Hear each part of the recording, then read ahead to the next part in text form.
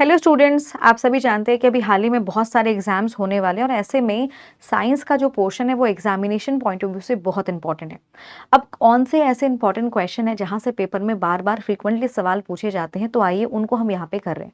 खासकर वो बच्चे जो बिहार पुलिस कांस्टेबल का एग्जाम देने वाले हैं जुलाई में, बिहार डीएलएड का जो एग्जाम देने वाले हैं और लैब असिस्टेंट का जो एग्जाम बच्चे देने वाले हैं, उनके लिए तो ये क्वेश्चन बहुत ही ज़्यादा इंपॉर्टेंट है। तो चलिए शुरुआत करेंगे। इसके अलावा आप लोग अगर चाहते हैं कि इन क्वेश्चंस की पीडीएफ आपको मिल जाए तो मेरे साथ टेलीग्राम ग्रुप पर कनेक्ट हो जाइएगा, पीडीएफ वहीं पर शेयर हो जाएगी। सबसे पहला सवाल है, अमर बेल क्या है? अमर बेल या जिसे हम कस्क्यूटा कहते हैं, ये आखिरकार है क्या? ये स्वपोषी है, परजीवी है, सेप्रोट्रॉफिक है या फिर ये डिकम्पोजर है? तो याद रखना ये एक परजीवी है। परजीवी होने का मतलब यह है कि इसके पास क्लोरोफिल नहीं होता, ये प्रकाश संश्लेषण नहीं कर पाती। तो ये एक ऐसे पेड़ के ऊपर होती है जो प्रकाश संश्लेषण कर पाता है, ठीक है, ताकि ये अपने पोषण को ग्रहण कर सके। दूसरा है कोलेस्ट्रॉल क्या है? एक क्लोरोफिल का प्रकार है, एक क्लोरोफॉर्म का डेरिवेटिव है, क्रोमियम सॉल्ट है या फिर फैटी अल्कोहल जो कि एनिमल फैट के अंदर पाया जाता है। तो याद रखेंगे ये एक फैटी अल्कोहल है जो एनिमल फैट के अंदर पाया जाता है, मानी जानवरों की चर्बी में ये मौजूद होता है।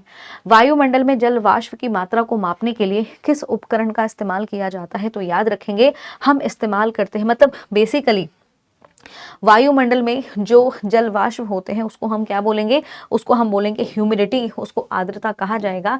और आर्द्रता को मापने के लिए हमारे पास एक इंस्ट्रूमेंट होता है जिसको हम कहते हैं हाइग्रोमीटर। हाइग्रोमीटर वो इंस्ट्रूमेंट है जिसकी सहायता से हम क्या करते हैं? जल वाष्प को मापते हैं, याद रखना है। आगे बढ़ेंगे, अगला क्वेश्चन, प्रकाश संश्लेषण में हरे पौधों द्वारा कौन सी गैस उत्सर्जित होती है? जब भी फोटोसिंथेसिस का प्रोसेस होगा तो पेड़ पौधों के द्वारा कौन सी गैस उत्सर्जित होगी? ऑक्सीजन होगी, नाइट्रोजन होगी, कार्बन डाइऑक्साइड होगी या फिर बेटा वाटर वेपर होगी? तो याद रखना है ऑक्सीजन जो होती है वो रिलीज होती है, ध्यान रखेंगे, इंपॉर्टेंट है। वहीं पर आगे बढ़ेंगे अगले क्वेश्चन की ओर। घास के अध्ययन को क्या कहा जाता है? जब हमें घास का अध्ययन करना है तो इसको हम क्या कहेंगे? एग्रोनॉमी बोलेंगे, एग्रोस्ट्रोलॉजी बोलेंगे, डेंट्रोलॉजी या फिर फार्माकोलॉजी? तो याद रखना है इसे कहा जाता है एग्रोस्ट्रोलॉजी। क्या कहा जाएगा इसको? एग्रोस्ट्रोलॉजी कहा जाता है, याद रखेंगे, इंपॉर्टेंट है। वहीं पर आगे बढ़ेंगे, अगला क्वेश्चन, पानी के को अक्सर क्लोरीन से उपचारित किया जाता है, इसके पीछे का रीजन क्या है? ऑक्सीजन की मात्रा बढ़ाने के लिए, कीटाणुओं को मारने के लिए, अवसादन को दूर करने के लिए या फिर अघुलनशील अशुद्धियों को दूर करने के लिए?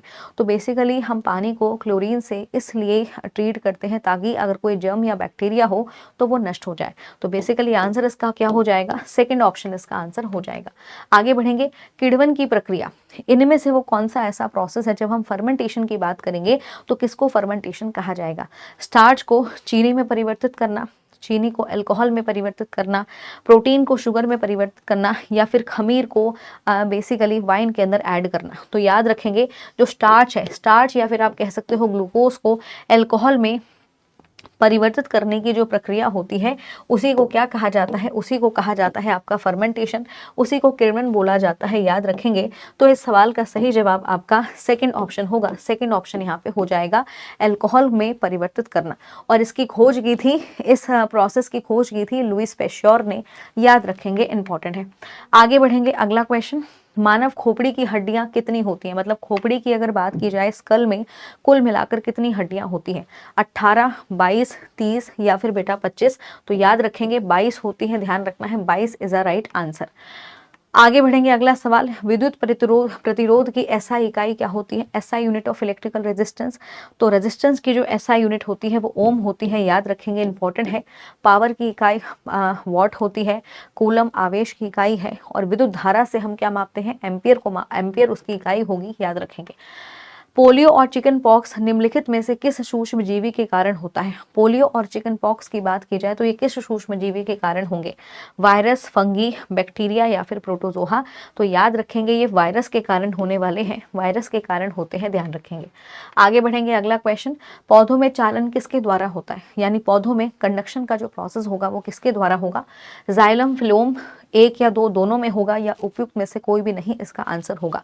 तो याद रखेंगे कंडक्शन का मतलब होता है वैस्कुलर सिस्टम की हम बात कर रहे हैं, और पौधों में जो वैस्कुलर यानी संवहनी सिस्टम होता है वो जाइलम और फिलोम दोनों के द्वारा होता है, याद रखेंगे। जाइलम का काम होता है पानी का परिवहन करना और फिलोम का काम होता है भोजन का परिवहन करना, याद रखेंगे, इंपॉर्टेंट है। आगे बढ़ेंगे, जड़त्व का नियम किसको कहा जाएगा? लॉ ऑफ इनर्शिया किसको कहा जाएगा? तो याद रखेंगे न्यूटन का पहला जो नियम है इसी को हम जड़त्व का नियम कहते हैं, दूसरे नियम को बल का नियम कहा जाएगा और तीसरा नियम जो होता है उसे क्रिया प्रतिक्रिया का नियम बोला जाता है। अगला सवाल, साइट्रिक एसिड आमतौर पर किस में मिलेगा? सिट्रिक एसिड की बात करेंगे तो प्याज में मिलेगा, एप्पल में मिलेगा, संतरे में मिलेंगे या फिर बनाना में मिलेगा।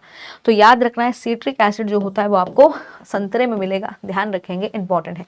सेब में आपको मैलिक एसिड मिलेगा, अनियन में आपको सल्फेनिक एसिड मिलेगा, याद रखेंगे, और banana is a good source of phosphorus. ठीक है, आगे बढ़ेंगे। अगला क्वेश्चन, डैश तापमान पर फ़ारेनहाइट और सेंटीग्रेड दोनों पैमाने समान हो जाते हैं, यानी वो तापमान जहाँ पर डिग्री फ़ारेनहाइट और डिग्री सेल्सियस बराबर होंगे वो होता है -40 डिग्री, याद रखेंगे, इंपॉर्टेंट है। आगे बढ़ेंगे। अगला सवाल, एक्सरे की खोज किसके द्वारा हुई थी? Albert Einstein, W.K. Roentgen, Ernest Rutherford या फिर जे थॉमसन? तो इसका आंसर है W.K. रॉनस्टन, याद रखेंगे, इंपॉर्टेंट है। आगे बढ़ेंगे। निम्नलिखित में से किसमें कार्बन का प्रतिशत सबसे कम है? सबसे कम आपको कार्बन का प्रतिशत किस में मिलेगा? कच्चे लोहे में, स्टेनलेस स्टील में, रॉट आयरन में या फिर आपका मेलिएबल आयरन में? तो इसका आंसर है गड़ा लोहा, इसका जवाब हो जाएगा गड़ा लोहा, इस क्वेश्चन का आंसर हो जाएगा। अब स्टूडेंट्स, अगर आप लोग तैयारी कर रहे हैं बिहार लेबोरेटरी असिस्टेंट की तो आपके लिए बेटा खास तौर पर ये बैच है, आप इस बैच के साथ जुड़ सकते हैं, फाउंडेशन बैच है। बाकी जो बिहार कांस्टेबल की तैयारी कर रहे हैं बेटा, आपको फ्री बैच दिया हुआ है ऐप पर, आप फ्री बैच में जाकर थ्योरी को पढ़ सकते हैं और अपनी तैयारी को बेहतर कर सकते हैं। तो इसी के साथ थैंक यू सो मच, इसी सेशन के साथ जुड़े जाइए। मिलते हैं अगले सेशन में जहाँ पर हम ऐसे ही इंपॉर्टेंट क्वेश्चंस को करेंगे। Thank you so much, bye bye and take care.